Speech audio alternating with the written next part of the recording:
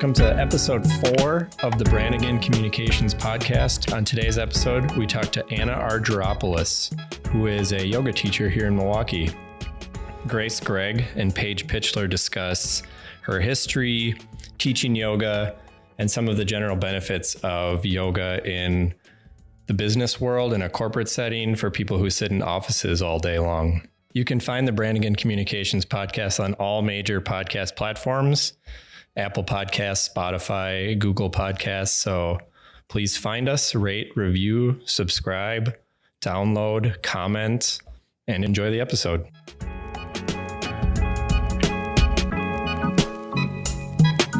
Hello, I'm Grace Gregg.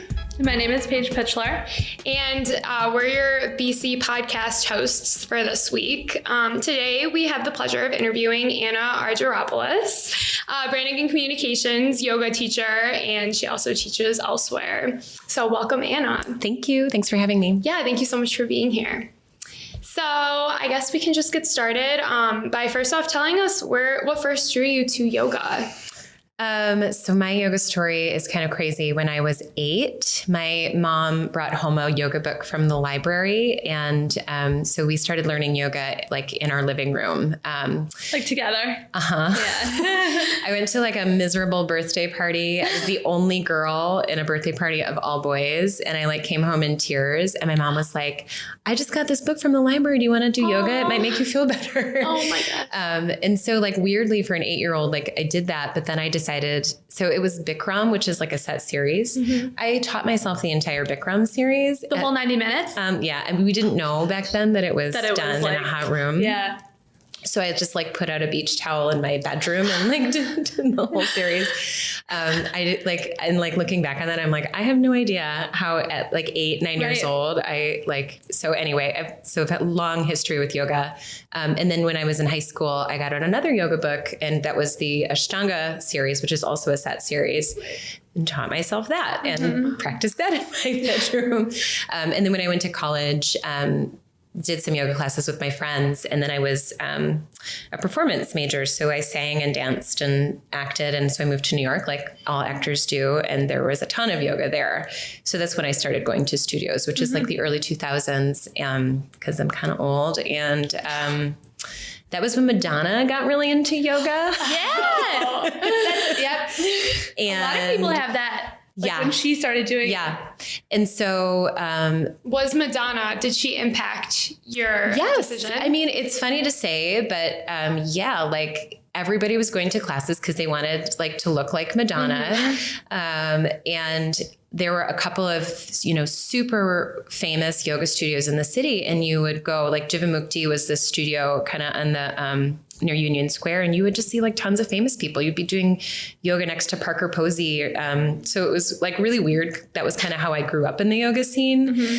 And then, just kind of like it stayed with me, and I became a teacher in 2005 and I've been teaching ever since. So that's awesome. Yeah.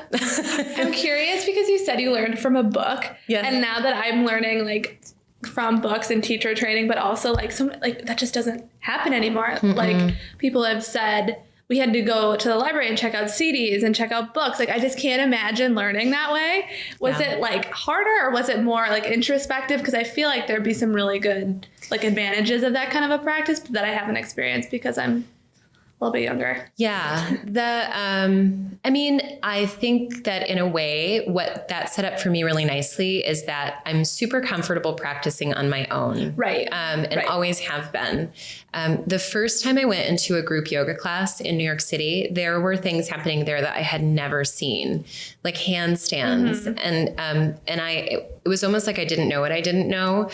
So like everybody was doing a handstand and I was like, I can do that. And then I literally cartwheeled on top of the person next to me, which is one of my favorite stories to tell to new students. So I feel like there are benefits to it. Right, definitely. But in the end, like I do think that having a connection to a teacher is really important because again, you just don't know what you don't know. Right. So did you then go through teacher training officially in New York? Yeah. So I was working, this is crazy, but I was working in the spa industry. My boss went on to star in oh gosh, the Real Housewives of New York City. Which one?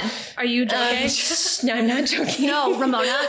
No. Sonia. Her name was Cindy Barshop. She was only in one season, and her brother Howie made an appearance too. And then she got sort of like kicked off. Was she a friend of, or was she a housewife? She had like a full on role, She but had she an got apple? yeah. Wait, what? She had a what? An apple? I don't know. That's like an official housewife. Oh. Or a friend of a friend. I'm not sure. No, I think she had an apple, but just for one season. And so anyway, as you might imagine, it was like an incredibly high stress job. I managed a spa. I managed a group of women who were fantastic, but like there was a lot going on every day.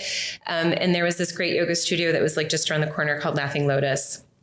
And it was like my refuge. Right. And so I kept thinking to myself, like, this is unsustainable. If I continue to work at this job, I'm going to like have a nervous breakdown. Like, what are some other options for me? And I was like, be a yoga teacher. Yeah. So I practiced for a long time. I practiced for a year before I even thought of applying. And back then it's really different. Like there weren't that many teacher training programs and you had to like apply and be accepted. So I had to write a 30-page application. Oh, wow. And there was a chance I wasn't going to get in, which is really different. And so like, I was like biting my nails and really nervous. And the process was pretty much the same. It was like weekends over the course of like a fall season. But it was a little bit more selective and it was sort of expected, like you've got to put in your time here. Mm-hmm. So I kind of made a commitment to like be at that studio for a year before I even began. Okay. And then, was certified, taught in New York City for a little bit, but then moved to Chicago pretty soon after that. Was it just a 200 hour? Yeah. At the first? Okay. Got it. Yeah. Yeah. So the standards have been the same forever. It's like 200 hours to start and then you add on 300 afterward. Yeah. Got it. Awesome. Nice. So when you were choosing that career path, did you experience any pushback from anyone in your life or was everyone supportive and amazing if that's the case? So before I chose to be a yoga teacher, I chose to be an actor. So I feel like that pushback there. had already occurred. Sure. And they were like, ooh, nice income diversification. Nice job, Anna. And so I really I paid for it myself. I was, supporting myself at that point. So it wasn't like I was like going to my parents and asking them. But I feel like they were pretty supportive. And so is my husband now, and it was my boyfriend at the time. He also seemed pretty supportive of it because I think he could see I was pretty stressed. Right. And like I said, I had already had that sort of like talk with the people in my life, like how are you going to support yourself? And I think they were all pretty aware that like I'm good at hustling, you know what I mean? Like having a few different gigs and kind of stringing them together. And this was just going to sort of add one more option to my hustle. Did you start out like with the yoga teacher training? You wanted to do it full time, or was it just like an addition? I had no idea at the time. I don't know either. I didn't even know like if full-time yoga teachers existed. I just didn't know what the industry was like. And it was much different then for sure. Like, to be honest, like yoga teachers made more per class. Right. Because there were fewer of them. There was, there wasn't like, a million you could choose from. I didn't know like about like private clients, or I don't even think really corporate yoga at that point was a thing, or it was just like, a baby thing. It hadn't really developed yet. So I was like, maybe I could make this a full-time gig, but I really didn't know. I sort of envisioned it as sort of filling in the gaps between like going on auditions and then maybe being able to quit this really stressful job that I had. Got it. So, yeah. You never know. I know. And actually, I'm like one of the rare, like quote unquote, full-time yoga teachers. And I've done a couple other things in my life, and like I always have other income streams, but it is my main gig, and it has been my main gig really since like 2008. That's awesome. Yeah. That's so great. It's inspiring. Yeah. So you come here every other week to Branigan and teach our office yoga, which is awesome. We love that. But do you go to other offices around town and do that too? Have you had experience at universities? How long have you been doing this? Tell me more. So I do have experience, and I had a move from Chicago to Milwaukee about 3 years ago. And I had lived in Chicago for 10 years. And as a teacher in Chicago, I had a really nice mix of like public classes and corporate clients and private clients. So I had done that a lot in Chicago. And when I moved here, what I first tried to do was keep all of my corporate and private clients and go travel down there and see them once a week. So like I've worked for Hyatt, I've worked for Google, I've worked for a random steel mill in the middle of Chicago, like had to walk through a steel production floor to teach the classes. And so it's funny because I was kind of holding on to that because I didn't really know what was in Milwaukee. And then committed to a lot for one particular studio in Milwaukee, and then just like dropped the ball in terms of like trying to cultivate corporate clients here. So I feel like I'm just kind of a baby corporate teacher again. So right now you guys are my only Milwaukee clients. I'm maybe going to start to teach at Marquette. Universities are brand new to me. They just weren't really a part of the scene for me in Chicago, but they're much more a part of what's happening in Milwaukee. So hopefully I'll start to get that going. And yeah, it's just sort of like having the space and the time to cultivate relationships, which I like by hanging on to my Chicago clients. I feel like I was prolonging that process. So I'm in process now, but starting off. When you were in Chicago and you did have those clients, did you see any difference in them? Did people come to you and tell you anything about how they feel different or how yoga just in the day-to-day workplace has helped them a lot? Yeah. I had a lot of really great testimonials from people, actually, particularly at this steel mill that I taught for. And that was like the most amazing mix. Like there were people who were in accounting, there were people who were in HR, there were people who were literally working on the production floor. So it was challenging in terms of teaching because I had a huge range of experience and a huge range of goals. But the thing that some people are there for the physical aspect of it, but actually the thing that I've been able to pinpoint the most with corporate classes is that there's this really sort of like ability to achieve clarity. And a lot of times you're going in the middle of the day, and it's this nice little sort of break in the day that helps that sort of second half of the day go a little bit more smoothly, where people feel like they can manage their time a little bit better. They don't feel like foggy and tired. And it's kind of a little like reset. And even sometimes when the classes were pretty mellow, people always said that they ended up feeling energized afterwards in a way that sort of helped them to plan out the rest of the day. So it seemed to me like it was helping them with their productivity. And then in places like bigger companies where like they've got a lot of resources, sometimes a fitness center, sometimes like an amazing cafeteria. That really to me seemed to contribute just to sort of like employee satisfaction, like making people feel happy to be at work, and, not sort of feeling that separation between like what happens at work and what happens in the rest of your life. So like, I can remember this guy would go up to the like top floor of Google and play his saxophone.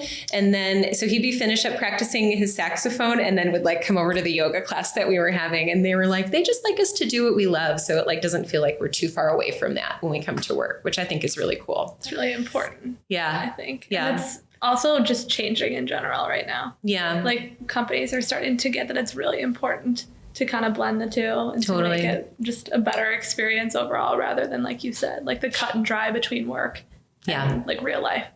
And then just like, if you have a job where you're stationary and you're sitting all day, like there were some people that I knew were going to go right back to sitting at a desk. And I would be really specific with my classes and be like, what do you want to target today? And it was like, we want to work on our shoulder mobility. And so it was almost just sort of combating the sitting and typing that you're doing for the rest of the day, almost like a therapeutic focus, so that they would physically not feel so depleted at the end of the day. Well, and that you don't have such tight hips at the end of the day and people can run. I mean, when you do a runner's lunge in the middle of the day, it's like priceless. Yeah. Like, honestly, it's good. And I think people can feel that. Yeah. And it's just something that you should do in general. Yeah, great. Like even if you're not doing yoga, like do a runner's lunge. Yeah. Stretch out your hips. Don't let that get too tight because it's just not good long term. Nope. Sure, yeah. And if that's what I think the great thing too is it just gets me to do something in the middle of the day. And I try to be active somehow, but it's hard, you know, you're only human and can only do so much. So I like that our company does offer it where, okay, it's only every other week and you can just get up and go and move a little bit and then go back. And everything that you've said too, I have found true as far as like the rest of the day, like getting through that and in a more productive way and less like 3 o'clock hitting and exactly. I don't know, Paige, if you can relate. Well, 100%. I mean, mine is more like the mental health aspect. Yeah. Like if you find your breath in the middle of the day, it's a big deal. Because a lot of times when you're like moving and like at the end of the day, you're just fried. Your nerves are fried. You're tired. You're anxious. It's really nice to have a place where it's like, you don't have to get so anxious. Like all you have to do is breathe into your stomach. And, you know, it's not that big of a deal. And that's what yoga kind of does and like cultivates that for people. So I definitely agree. Awesome. That's good.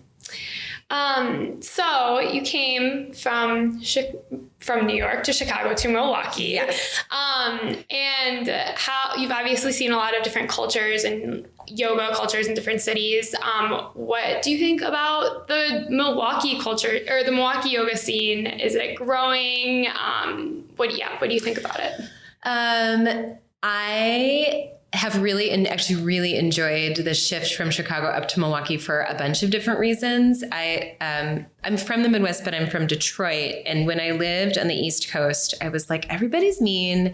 And I just want a nice Midwestern accent. You know, like if I heard somebody having a Midwestern accent, I'd be like, I think I like you. And Chicago still is kind of bustling and busy.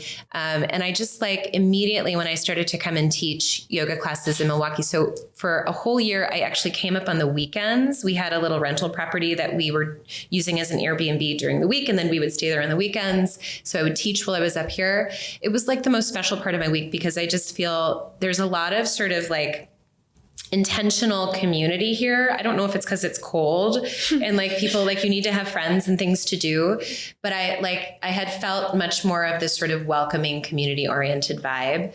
And I do feel that in the yoga classes much more. It's funny, like when I was in Chicago for 10 years, I didn't really ever have a home studio. I had like studios I like to practice at. But here, like I found that like there are specific studios where like I love being there. I go to classes there because the people there are important to me. And so that sort of community vibe is, I think, really felt here. I feel like the scene is growing and maturing. So like things that I took for granted going to yoga classes in New York, which is like, we're all going to chant Om at the beginning of classes, are still sort of like, people are still getting comfortable with that here. And like, that's so much a part of who I am. It's just kind of what I do. I don't do it in corporate classes. That's kind of different. But that sort of spiritual component, I feel like is growing and has room to grow. And what I hear time and time again from people is that like, when they experience it, it's like people are like, I thought it was going to be like weird or cultish, but honestly, like people like it. Yeah, it helps create an experience for them. And like, I hear lots of nice things about my classes, but the thing I hear the most is like, I like that you incorporate some sort of a spiritual or inspirational aspect to your classes because it like sets apart the experience as something special. Yeah. Right. So, yeah. I don't know if I've told you this before, but that is one of my favorite parts of your classes, especially with the Om. And I like can relate. I have been going to Anna outside of yoga. Full disclosure. Right. A different yoga studio here. But the Oming in the beginning, I remember the first time you did it like, I was like, like quietly, like I cannot hold a tune to save my life. So, I was nervous and stuff. And then I even remember the next few times, but I think it's super powerful to do that with a group and then move together and then close it too with it either or. And then also the incorporating something to think about throughout your day or throughout your practice that I know you always do helps me so much. It's why I came to you and asked if you could, come here, because it does help me through the days, and it's something that does carry me. Well, it's just interesting that you say that, because I think Milwaukee, like the wellness scene in general, is just growing, and it's so far behind, and we have so far to go. And it's kind of sad when you go to a class and like, I started gym yoga was my original thing. Me too. So it was like, whatever, I just need to like take a break from my run. And then I found like the studio, and it really falls in line with like things that I actually deeply care about.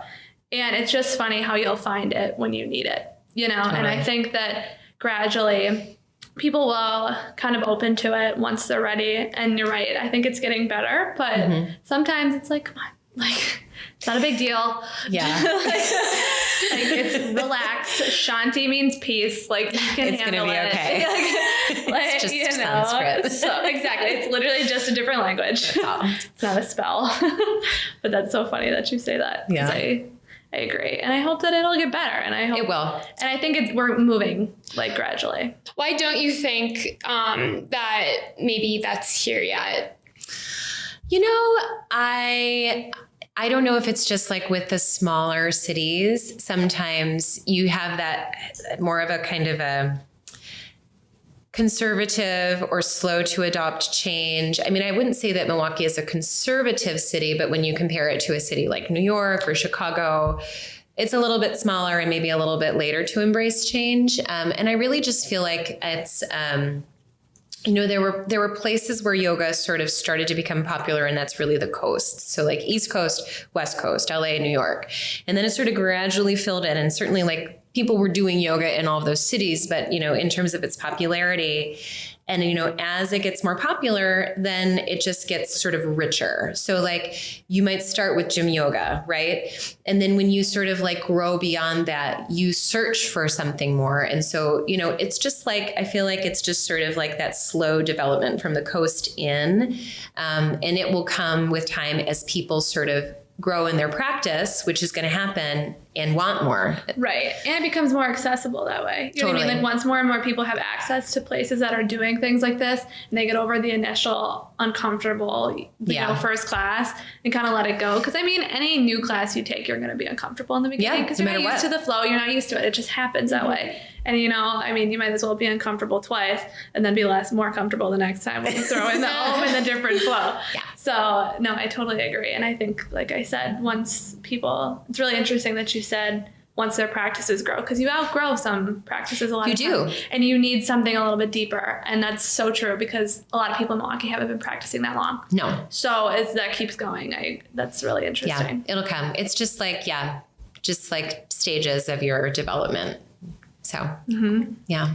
Well, is there anything else you wanted to add on any of those topics? No, I love the questions. I'm super excited to be able to talk about this. This is awesome. Yeah. So thank you. Yeah, no, of course. And I feel like with this, hopefully maybe, right, in that in itself, people will be aware that corporate yoga is a thing, and you can incorporate things in your day-to-day. And it's really good for you. Life. And it's good for everyone around. And, it raises the vibe of your office. And why wouldn't you want that? Yeah, I meant to say this earlier, but like a lot of times if people are resistant to like doing the yoga postures, I've had classes where I was like, okay, I'm going to guide you through a nap, which is like a specific yoga technique called yoga nidra, but you just call it a yoga nap. And then you just like let them lie down and guide them in relaxation. And even having the opportunity to breathe a little bit differently than you might be breathing the rest of the day. There's all these studies that show that different breathing techniques actually trigger different brainwave states. So you can literally breathe yourself into a relaxed state. So like, even if you feel like your office culture isn't ready for like a full-on yoga class, you can take these aspects of a yoga practice, specifically guided relaxation and breathing, and sort of start to introduce that. And even that will make a huge difference. And there's like tons of studies to back that up. So yeah. Anyway. No, that's so good. Cool. Okay. Thank you so much. Yeah, thank you. Thanks for having me. Of course. Namaste. Namaste.